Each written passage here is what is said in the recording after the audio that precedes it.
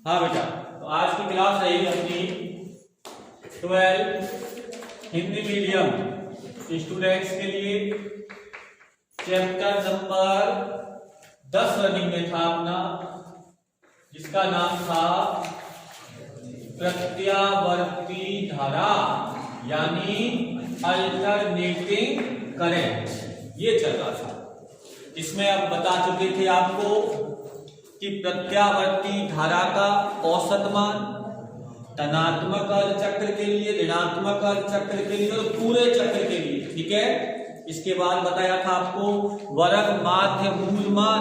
Math वालों की समझ में अच्छे से आया होगा, और बायो वालों ने भी कोशिश की होगी। तो एक सूत्र आया था उसमें बस केवल साइन स्क्वायर ओमेगा टी का, अगर उस सूत्र का प्रयोग करके समाकलन कर दिया होगा तो आपकी भी समझ में आ जाएगा, ठीक है ना। यानी कितना मान आया था अपना धारा का वर्ग माध्य मूल मान कितना आया था, IRMS equal to IM upon √2 या 0.707 IM। और वोल्टता के लिए भी यही मान होते थे, दोनों के लिए समीकरण होते थे, क्योंकि धारा का तात्क्षणिक मान होता है I बराबर IM साइन ओमेगा टी, और वोल्टता का तात्क्षणिक मान होता है V बराबर VM साइन ओमेगा टी, जहां पर IM और VM वोल्टता और धारा के शिखर मान कहलाते थे, राइट। आज हम एक नया टॉपिक लेकर के चलेंगे जिसका नाम होगा फेजर ग्राफ।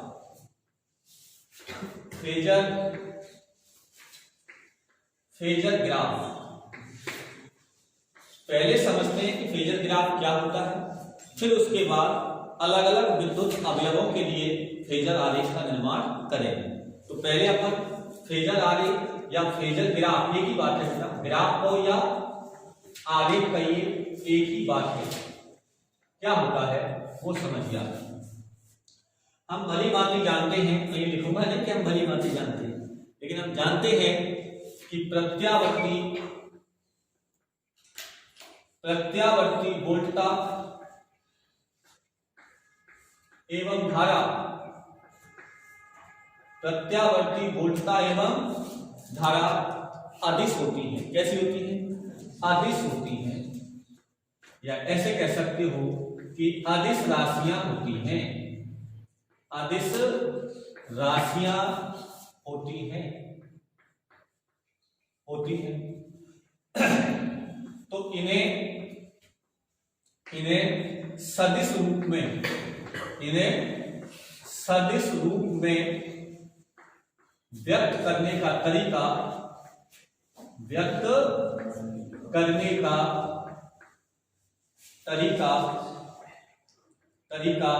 फेजर कहलाता है। क्या कहलाता है?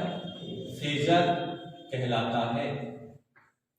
ये बात समझ लीजिए, मैंने क्या बोला है, ये दोनों राशियां, चाहे वो प्रत्यावर्ती धारा हो चाहे प्रत्यावर्ती वोल्टता हो, दोनों ही अदिश राशियां हैं, लेकिन इन्हें सदिश रूप में एक तरीका है व्यक्त करने का, उस तरीके को क्या कहते हैं? फेजर कहते हैं, ठीक है ना।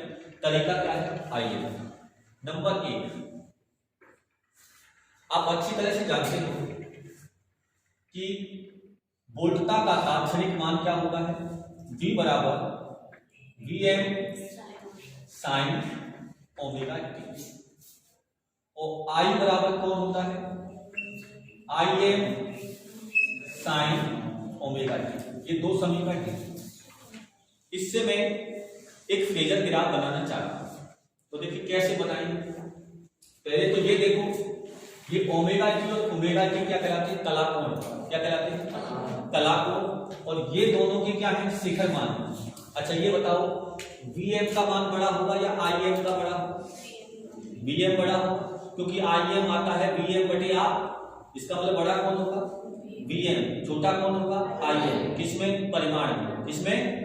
अब बताओ कि अगर दोनों के कलाकोण कैसे समान है, इसका मतलब दोनों एक ही दिशा में होंगे, और किस कला के साथ होंगे? ओमेगा टी के साथ। तो देखिए मैं ग्राफ कैसे बना रहा हूं, फेजर आरेख समझना ध्यान से। अगर मेरे पास ये कोई दो अक्ष है, एक एक्स अक्ष और एक वाई एक्स, समझते चलना, एक्स अक्ष और वाई अक्ष। अगर कोई राशि एक्स अक्ष के साथ किस कलाकोण के साथ चल रही है, ओमेगा टी, तो मैंने एक रेखा ऐसे बनाई और ये कोण कितना है, ओमेगा टी, ये थीटा ही होता है, थीटा ही तो होता है, theta equal to omega t होता है। कैसे, कोणीय वेग बराबर क्या होता है, कोणीय विस्थापन बटे समय किसी समय पर, तो थीटा इक्वल टू क्या हो जाएगा, ओमेगा टी। और पूरे चक्र के लिए बात करते हैं तो पूरे चक्र के लिए थीटा का मान कितना होता है, 2 पाई, और पूरे चक्र के लिए समय एक आवर्तकाल, इसलिए ओमेगा बराबर 2 पाई अपॉन टी। तो यहां से theta equal to omega t, इसलिए इसको क्या बोलते हैं, कलाकोण, क्या बोलते हैं। अब देखो ना, मैंने ये बताया, आपसे ध्यान से समझना। सबसे पहले मैंने आपको क्या बताया कि यहां पर ओमेगा टी इसके साथ क्या है, कला है, जो मैंने बता दी। अब आइए सबसे पहले आपको दिखाना है किसका मान, जैसे Vm का मान, Im दिखाओ, क्योंकि Im Vm से क्या होता है, कम। तो माना, समझते चलना ध्यान से, कि अगर मैं यहां पर एक सर्किल बना रहा हूं ऐसे, ये किसके परिमाण को बता रहा है, Im के मान, किसको बता रहा है भाई, चारों तरफ होगा। तो ये जो मान है बेटा, ये वाला मान क्या है, Im है, क्या है, Im, राइट। अच्छा, यहां से एक लंब डाल दो इधर, तो ये किसको बता रहा है, ये बता रहा है I के मान को, तात्क्षणिक मान। बोलो, ये किसको बता रहा है, तात्क्षणिक, यानी I बराबर Im sin omega T, I बराबर Im sin ओमेगा टी। अब बात करें किसकी बेटा, वोल्टता की। तो वोल्टता का जो ग्राफ आएगा वो कैसा आएगा, ध्यान से समझना। वोल्टता का शिखर मान इससे थोड़ा सा कैसा होगा, ज्यादा होगा, तो इसका ग्राफ ऐसे आएगा। बोलो आएगा कि नहीं। ये किसके मान को बताएगा, ये किसके मान को बताएगा, Vm के मान को। किसको बता रहा है, और दोनों एक ही दिशा में है, इसलिए दोनों एक ही रेखा पर है। और यहां से यदि आप लंब डाल दोगे U, तो ये मान जो है कहां से यहां तक, ये किसके मान को बता रहा है, V, किसको बता रहा है, यानी V बराबर Vm sin ओमेगा टी। तो ये ग्राफ कहलाता है क्या, फेजर ग्राफ। क्या कहलाता है, फेजर ग्राफ कहलाता है। इसको कैसे लिखा जाए, सिंपल तरीके से, अगर ऐसे लिखा हो समीकरण, ये गोले नहीं बनाएंगे बार बार, गोले को अदृश्य कर दो तो शेष ग्राफ ही बनाएंगे अपन, ये तो एक बार समझाया ऐसे लिखा। अब देखना, अगर मैं दूसरी बार ये समीकरण ले लूं कि V बराबर Vm sin ओमेगा टी, और I बराबर ले लूं Im sin, और ये ले लेता हूं ओमेगा टी प्लस आई, ऐसे ले लीजिए। मतलब धारा की कला वोल्टता से कितनी आगे है, फाई आगे है। धारा की कला वोल्टता से कितनी आगे है, फाई आगे है। तो फिर फेजर ग्राफ कैसा बनेगा, तो देखिए आप, मैं अब सिंपल बनाऊंगा। मैंने पहले बोला आपसे, ये हमारे पास कौन सी अक्ष हो गई बेटा, एक्स, और ये कौन सी हो गई, वाई। सबसे पहले बनाओ वोल्टता का ग्राफ, सबसे पहले जो किसके साथ है, ओमेगा टी के साथ। जिसके साथ ओमेगा टी लगा है पहले उसी बनाए। तो ये देखिए, ये वाला ग्राफ समझते चलना, ये किसको बता रहा है, ओमेगा टी, किसको बता रहा है, ओमेगा टी। और ये किसका शिखर मान है, Vm का, किसका है, और यहां से इधर लंब डाल देंगे तो ये मान किसका हो जाएगा, V का। किसका हो जाएगा, ये हो जाएगा V का, राइट। अब ये देखो, धारा वोल्टता से कितनी आगे, फाई। तो धारा देखो, ये क्या है, वोल्टता है, तो ये कितना है, ओमेगा टी, इससे कितना आगे आ गई, फाई। ये देखो इधर कितनी आगे आ गई, तो ये कोण कितना हो जाएगा, फाई। कितना हो जाएगा, फाई। और ये धारा का क्या हो जाएगा, शिखर मान, और इसको क्या बोलेंगे, Im। उससे कम आएगा, उससे कम आएगा। और यहां से यहां लंब डाल देंगे तो बेटा ये मान किसका होगा, ये I का। बोलो, I का समझ में। तो इस प्रकार यहां से साफ पता लग रहा है कि जो धारा है वो वोल्टता से फाई कला में आगे है। कितनी कला में आगे, फाई कला में आगे है। अगर मान लो नंबर 3 जो मैं पीडीएफ दे दूंगा उसमें थोड़ी सी माइनस की गलती हो गई, उसे सही कर लेना। क्या कि अगर V बराबर, ये समीकरण दे रखा है Vm sin ओमेगा टी, और I बराबर दे रखा हूं Im sine omega T minus 5। वहां गलती से पीडीएफ में प्लस लग गया, ठीक है ना। ये दोनों एक जैसे हो गए तो आप देख लेना यहाँ क्या है -5। भाई यही तो संभावना हो सकती है, एक तो दोनों समान कला में, एक धारा वोल्टता से फाई कला में आगे और एक फाई कला में पीछे।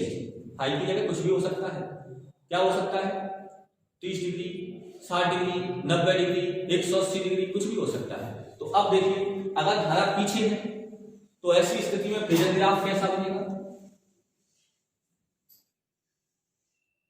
यहां पर अपन क्या ले लेते हैं x और यहां क्या लेते हैं अपन y, ठीक है ना।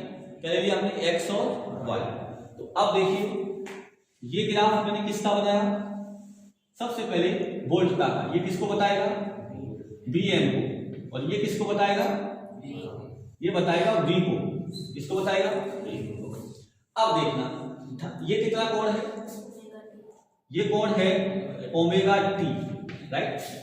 अब धारा पीछे है, पीछे है, आगे होती तो इधर, अब पीछे है तो कहां बनेगा ग्राफ, यहां बनेगा। बोलो बनेगा कि नहीं, कितना पीछे है 5, तो ये कोण क्या हो जाएगा 5। बोलो आप ऐसे देखो ये कोण कितना होगा, ये वाला कोण, ये वाला कोण कितना होगा, बोलो ओमेगा टी माइनस 5।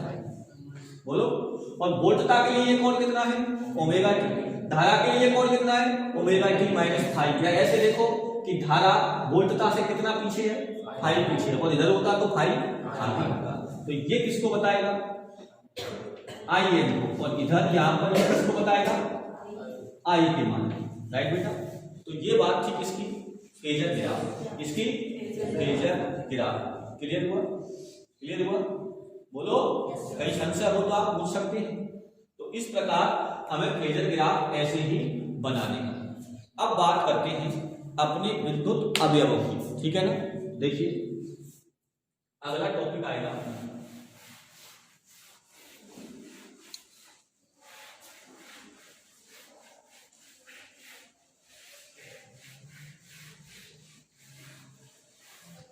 हमारे प्रत्यावर्ती परिपथ के अंदर अक्सर कर 3 अवयव होते हैं, और वो 3 अवयव होते हैं बेटा ऐसे याद करते हैं जैसे LCR। ये 3 अवयव होते हैं LCR। L ये होता है स्वयं प्रेरण गुणांक, क्या होता है स्वयं प्रेरण गुणांक, किसका कुंडली का, किसका, ये कुंडली के लिए प्रयोग में किया जाता है L, राइट। और C होता है संधारित्र के लिए, किसके लिए, C होता है संधारित्र की धारिता, किसकी, संधारित्र की धारिता, और R होता है प्रतिरोध। तो ये 3 प्रकार के विद्युत अवयव होते हैं। ये होता है क्या R, ठीक है ना।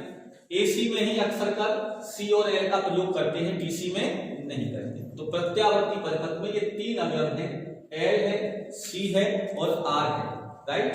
तो अब हम बात करेंगे विभिन्न विद्युत धारा परिपथों के लिए, ठीक है ना। विद्युत धारा परिपथों के लिए विभिन्न कौन से, कि जब किसी प्रत्यावर्ती परिपथ में केवल R जुड़ा हो, केवल C जुड़ा हो और केवल L जुड़ा हो, फिर L और C जुड़े हो, फिर C और R जुड़े हो, L और R जुड़े हो, समझ में आ रही बात, और फिर तीनों जुड़े हो, ऐसे पढ़ना। तो हम सबसे पहले पढ़ेंगे नंबर 1 कि जब प्रत्यावर्ती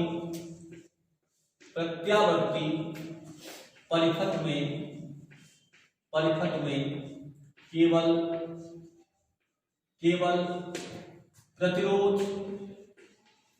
केवल प्रतिरोध कैपिटल R जुड़ा हो, कैपिटल R जुड़ा। सबसे पहले किसके लिए पढ़ेंगे अपन, R के लिए।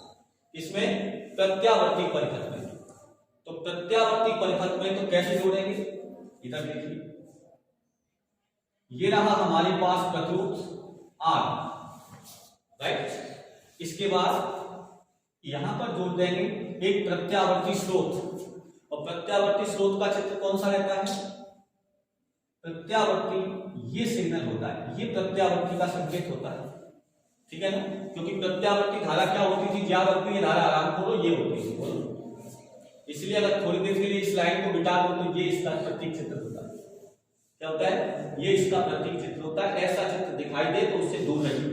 ये एसी है, क्या है, और मैं बता चुका हूं कि एसी डीसी से खतरनाक होती है और क्यों होती है, ठीक है ना। ये एसी का चिन्ह है।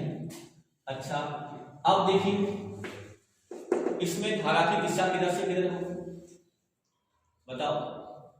इधर में प्लस कहां होगा और माइनस कहां होगा, तो सुनिए, एसी में न कोई प्लस होता न कोई माइनस होता। क्यों, क्योंकि प्रत्यावर्ती धारा समय के साथ अपनी दिशा भी बदलती है, समय के साथ अपनी, कभी प्लस कभी माइनस।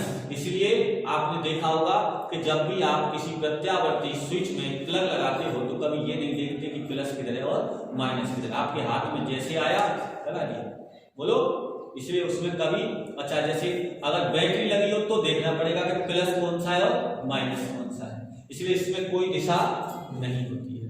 और ये प्रत्यावर्ती सोर्स है, इसकी वोल्टता का मान है V बराबर Vm साइन ओमेगा। इसको क्या बोलते हैं, तात्क्षणिक वोल्टता। तात्क्षणिक का मतलब किसी समय t पर, किसी समय, तो किसी समय t पर, किसी समय स्मॉल t पर प्रत्यावर्ती वोल्टता का तात्क्षणिक मान निम्न लिखा जाता है, निम्न लिखा जाता है। क्या लिखा जाता है, V बराबर Vm साइन ओमेगा टी। अच्छा, आपका उद्देश्य क्या है, उद्देश्य है आपका कि वोल्टता और धारा के समीकरण प्राप्त करना और उनकी कलाओं में अंतर देखना, तभी तो ग्राफ बनाओ। तो वोल्टता और धारा के समीकरण, तो वोल्टता का तो परमानेंट हो गया, ये सब चाहे कोई सा ऊपर उठाओ ये रहेगा ही रहेगा। अब अंतर सिर्फ किसके लिए होगा, धारा के लिए। तो अब आइए आप, अगर आपके पास ये वोल्टता है, क्या है, वोल्टता है, और परिपथ का प्रतिरोध कितना है, R। परिपथ का प्रतिरोध कितना है, R है, तो ओम के नियम से इससे यदि इस परिपथ में रहने वाली धारा क्या है, I, ये मैं लिखूंगा नहीं, परिपथ में रहने वाली धारा I है और परिपथ का प्रतिरोध कितना है, R है, तो ओम के नियम से, इससे ओम के नियम से क्या आता है, V बराबर I।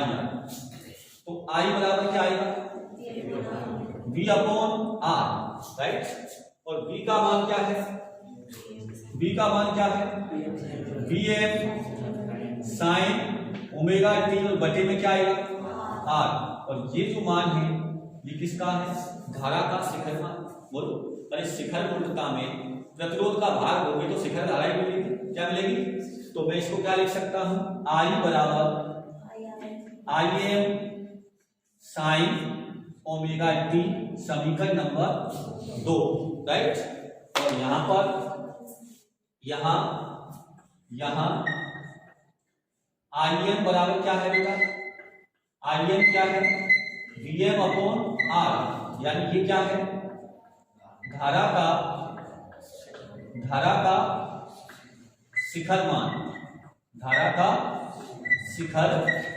जब आप ग्राफ बनाओगे तो Im धारा का शिखरी मान होगा, अधिकतम मान। इससे अधिक क्यों नहीं आ सकता, क्योंकि साइन का अधिकतम मान कितना होता है, 1, इसलिए शिखर मान कितना आएगा, I। तो ये है अपने पास वोल्टता और धारा के समीकरण, वोल्टता और धारा के समीकरण आ चुके, बोलो। अब हम इसको A नंबर दे देते हैं, यानी A भाग हो गया, कितना भाग हो गया, A। पॉइंट टू पॉइंट पढ़ेंगे तो अच्छा लगेगा। दूसरे पॉइंट पर हम बात करते हैं, नंबर B पर किसकी बात करें, बोलो। B पर हम बात करते हैं कि प्रत्यावर्ती वोल्टता वो धारा के मध्य कलांतर, धारा के मध्य, किसके मध्य, प्रत्यावर्ती वोल्टता वह धारा भी कौन सी है, के मध्य मध्य कलांतर। तो आप मुझे बताइए कि प्रत्यावर्ती वोल्टता के लिए किसके लिए प्रत्यावर्ती वोल्टता का कलाकोण कितना है बेटा? कलाकोण कितना है? ओमेगा टी कितना है? तो फिर प्रत्यावर्ती धारा का कलाकोण कितना है? Omega T. तो बेटा कलांतर कितना आ जाएगा? कलांतर बराबर आ जाएगा ओमेगा टी माइनस टी बराबर, यानी दोनों की कला में कोई अंतर नहीं होगा, दोनों समान कला में चलेंगे। ठीक है ना? समान कला का मतलब जिस समय वोल्टता का मान अधिकतम होगा तब धारा अधिकतम होगी, जिस समय वोल्टता 0 होगी तब धारा भी 0 होगी। अरे बात समझ में? लेकिन इतना जरूर है कि इसका शिखर मान ज्यादा होगा, इसका शिखर मान कम होगा, क्योंकि भाई साहब इसमें आर का लग रहा है भार। ठीक है, तो अब आ गया ये। अब तीसरे नंबर पर हम बात कर लेते हैं। तीसरे नंबर पर अब हम बात करते हैं कि प्रत्यावर्ती वोल्टता व धारा का समय के साथ परिवर्तन या समय के साथ गिराव। किसके साथ? समय के साथ। इसका प्रत्यावर्ती वोल्टता एवं धारा का किसके साथ बेटा? समय के साथ परिवर्तन। समय के साथ कैसे परिवर्तित होती है आइए ध्यान देखिए। अगर मैं ग्राफ बनाऊं, राइट, तो ग्राफ बनाते हैं, ये क्या होता है? मूल बिंदु। ठीक है ना? इधर अपन कैसे लेते हैं? ये 0 है एक चक्र के लिए। किसके लिए? एक चक्र। तो यहां मैं ले लेता हूं कितना? T/4। कितना? T/4। ये बाद में लेंगे क्योंकि फिर कट जाएंगे, फालतू चित्र बनाते समय छुप जाएंगे। तो ये कितना है? कितना है ये? चलो मैं इसको कहीं लिख देता हूं, ऐसे लिख देता हूं, ये T/4 है, राइट। और ये कितना है बेटा? ये हो जाएगा T/2। क्या हो जाएगा? T/2। और ये कितना हो जाएगा? कितना हो जाएगा? 3T/4। और ये कितना हो जाएगा बेटा? फिर ये T हो जाएगा, राइट। एक पूरे चक्र के लिए x अक्ष पर क्या लिया गया है? समय लिया गया है। क्या लिया गया है? समय। अब y अक्ष पर मैं क्या लेता हूं? वोल्टता। सबसे पहले क्या लेता हूं?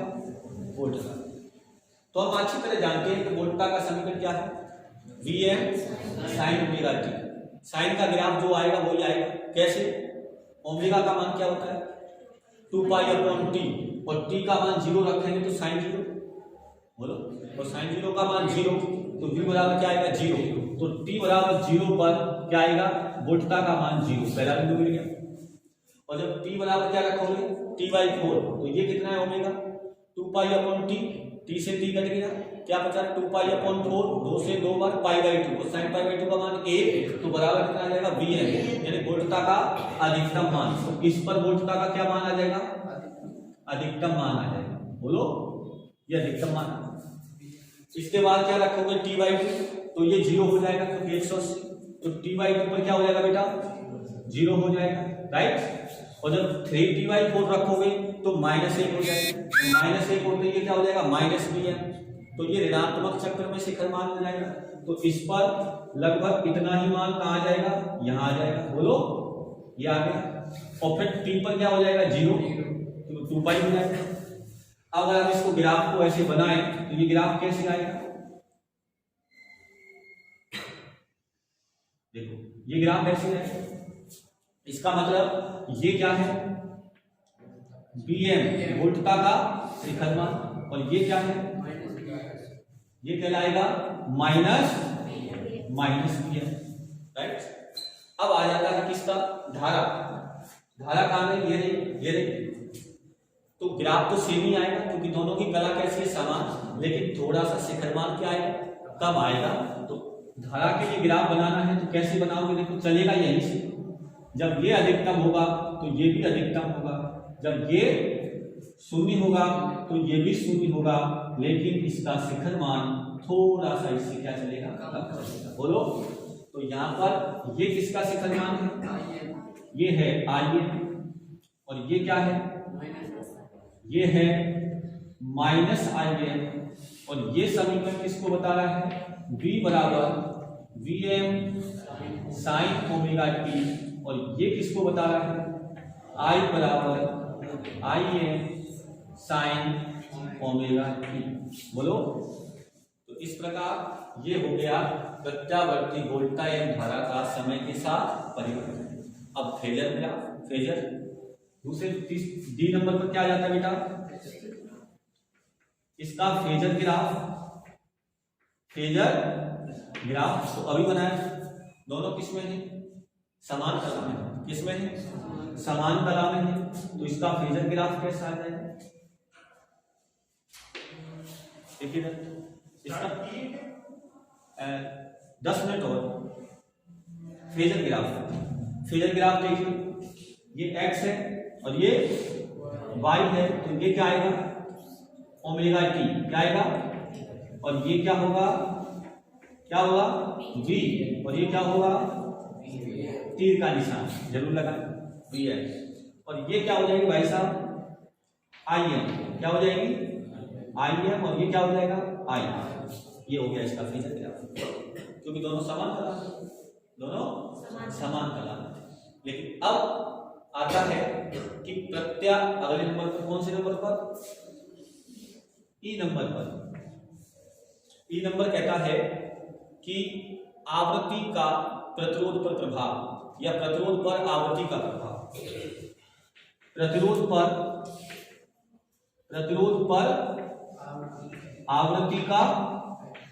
आवृत्ति का प्रभाव। तो हम देख रहे हैं कि इन दोनों समीकरणों में I बराबर क्या था, V/R, यानी ये जो मान है ये आवृत्ति पर निर्भर नहीं कर रहा है, यानी अगर ये आवृत्ति कम हो जाए या ज्यादा हो जाए, इसके प्रतिरोध पर कोई प्रभाव नहीं पड़ेगा, ये प्रतिरोध उतना ही रहेगा। समझ में आएगा, जैसे अगर 10 ओम है ना, और इस वाले परिपथ में आप चाहे 50 हर्ट्ज आवृत्ति की प्रत्यावर्ती दे दो, चाहे 60 हर्ट्ज की दे दो, ये R का ही काम करेगा। समझ में आ रही बात, और करेंगे अभी निर्भर, ये करेंगे, समझ में आ रही बात, ये नहीं करता, इसलिए इसका जो ग्राफ आता है वो कैसे आ जाएगा, बोलो, अगर मैं यहां पर क्या ले लूं, प्रतिरोध, क्या ले लूं, प्रतिरोध, और यहां क्या ले लूं, आवृत्ति को F से लिख दिया जाए, किससे, F से, तो इसका ग्राफ कैसा आएगा, ये आएगा। बोलो, ये इस पर निर्भर ही नहीं करता है, मेरी बात समझ में आई, बोलो, ये आवृत्ति पर निर्भर, ये बात लिखनी थोड़ी, समझ गया, इस पर निर्भर नहीं करता, आवृत्ति पर। एक ई हो गया, एक पॉइंट और, कौन सा, F पॉइंट और पढ़ लेते हैं, आइए, कुछ बचेगा नहीं अगर आप थोड़ा सा भी दिमाग लगाओ। इसको पढ़ते हैं अपन F, इसको, तो F पॉइंट कहता है, समझना, ये F पॉइंट कह रहा है शक्ति। कुछ बातें पिछले चैप्टरों की भी आ सकती हैं, क्योंकि मैं सीधा 10वें चैप्टर पर पहुंचा हूं। बोलो, कौन सा चैप्टर नहीं पढ़ा आपने, 9वां नहीं पढ़ा, 7वें की तो बात नहीं, 9वें चैप्टर की कुछ बातें आएंगी, क्योंकि 9वें चैप्टर में ये आती है कुंडली, सी तो पढ़ चुके हैं आप, कुंडली की बातें मैं बताऊंगा, आप टेंशन क्यों लेते हो, जितना बताऊं उतना समझते चलो। अब बात आती है बेटा शक्ति की, किसकी, शक्ति, ठीक है, या शक्ति क्षय कह दो, क्या कह दो, शक्ति क्षय, किस पर, प्रतिरोध पर। अरे प्रतिरोध पर शक्ति की हानि होती है, उसी का तो बिल देते हैं हम।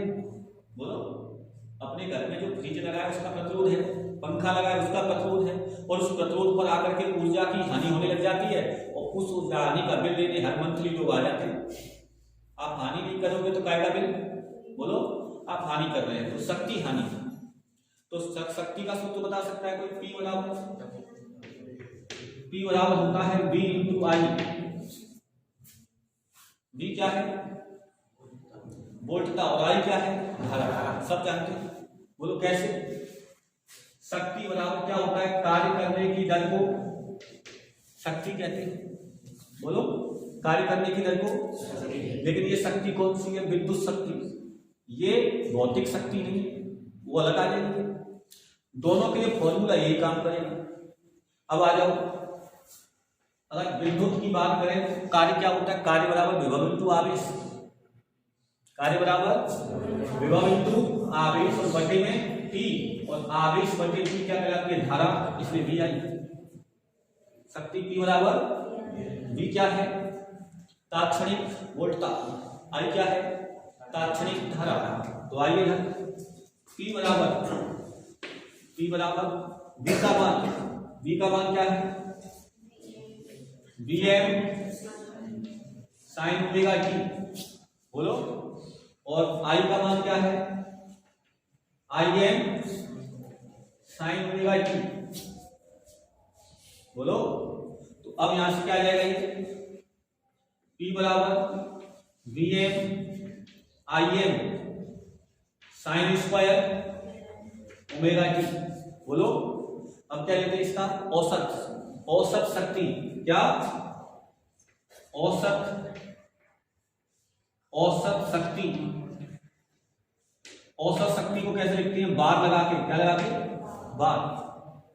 आप ये बताओ, Vm Im शिखर मान है, शिखर का मतलब अधिकतम मान, इनका कोई औसत नहीं होगा, ये उतने ही होंगे, लोगे भी तो भी उतने ही आएंगे, क्योंकि ये समय पर निर्भर, औसत किसका लिया जाता है, जो समय पर निर्भर करता है। अगर आपके टेस्ट में हमेशा ही 10 नंबर आते हैं तो आप समय पर निर्भर कर ही नहीं थे, आपके तो हमेशा ही 10 आते हैं। मुझसे कोई पूछे इसके औसत पे 10 है सर, और समय पर जो निर्भर करता है कि कभी 8, कभी 10, कभी 0, कभी 5, तो ऐसी स्थिति में उसका औसत आता है। समय पर कौन निर्भर कर रहा है, ये वाला मान।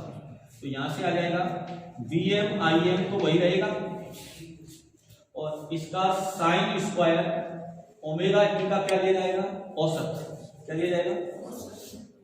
मैथ वाले छात्र से हल भी कर सकते हैं।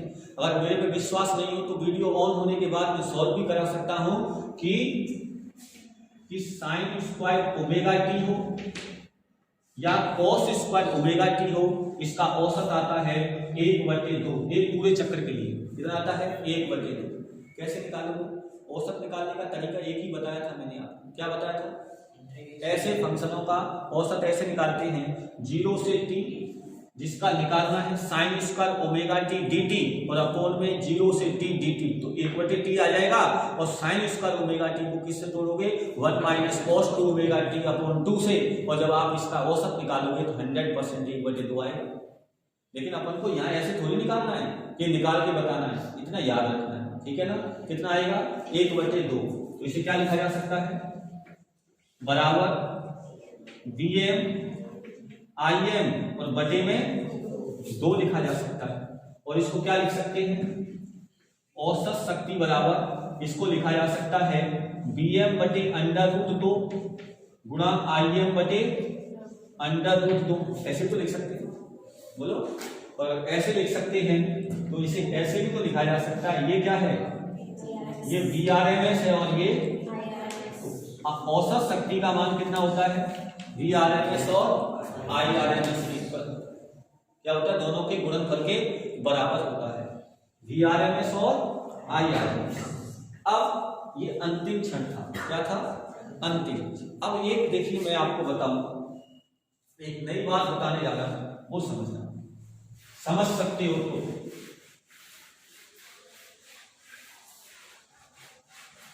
देखिए क्या होगा, अगर आप बात करें, अभी आपके लिए ग्राफ बनाया था मैंने, ये ग्राफ किसके लिए था, वोल्टता के लिए, और ये ग्राफ किसके लिए था, किसके लिए था, धारा के लिए, किसके लिए था, ये था वोल्टता के लिए, और ये था, अब वो कहता है शक्ति के लिए, और किसके लिए, शक्ति के लिए। तो अब शक्ति आपको दिख रही है, शक्ति के लिए क्या करना है, सुनो, शक्ति P बराबर क्या होता है, V इंटू आई, V इंटू, तो इसका तात्क्षणिक मान ये है, इसका तात्क्षणिक मान ये है। तो देखो शक्ति P बराबर क्या होता है, V इंटू आई, राइट। तो ये देखो, ये किसका मान है, वोल्टता का, ये किसका है, धारा का। इन दोनों का ये भी प्लस है, ये भी प्लस है, तो दोनों का गुना करेंगे, ठीक है ना, तो आंसर भी प्लस आएगा। तो ऐसी स्थिति में जो शक्ति का ग्राफ आएगा वो कैसे आ जाएगा, या बोलो पहले चक्र के लिए आ जाएगा कि नहीं, दोनों का मल्टीप्लाई हो। अब आ जाओ इसके लिए, ये कैसा है, माइनस में, ये भी माइनस में, और माइनस माइनस में क्या होता है, प्लस। तो अगला ग्राफ क्या आ जाएगा, ये बोलो आया कि नहीं। तो इस प्रकार ये जो ग्राफ है ये शक्ति के लिए, ये किसके लिए है, शक्ति। अभी ग्राफ में ग्राफ आएंगे बहुत ज्यादा, क्योंकि यहाँ तो शक्ति ही थी। अभी आगे चल करके आप पढ़ोगे, जैसे ये मैंने एल बताया है ना, एल, तो फ्लक्स फाई समानुपाती आई होता है, और फाई बराबर एल आई होता है, इसलिए L equal to phi upon I होता है। समझा ये बात।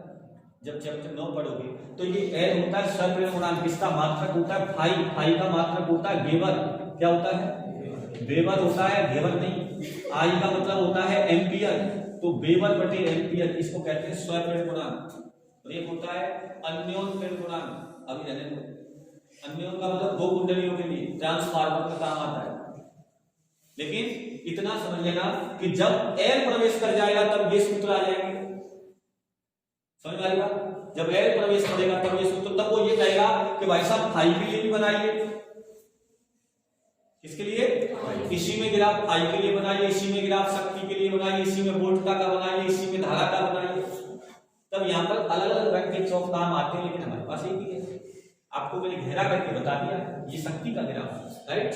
तो इस प्रकार एक एलिमेंट कवर हुआ है, कौन सा, प्रतिरोध। जैसे जैसे आगे बढ़ते जाएंगे थोड़ा सा कठिन होता चला जाएगा, क्यों, क्योंकि जैसे ही हम अब किस पर पहुंचेंगे, कुंडली पर, तो कुंडली आपके लिए आपकी मंडली लेके आ जाएगी। समझ में आ रही बात, समझ में आ रही बात कहते हैं, कुंडली खंगाल देंगे।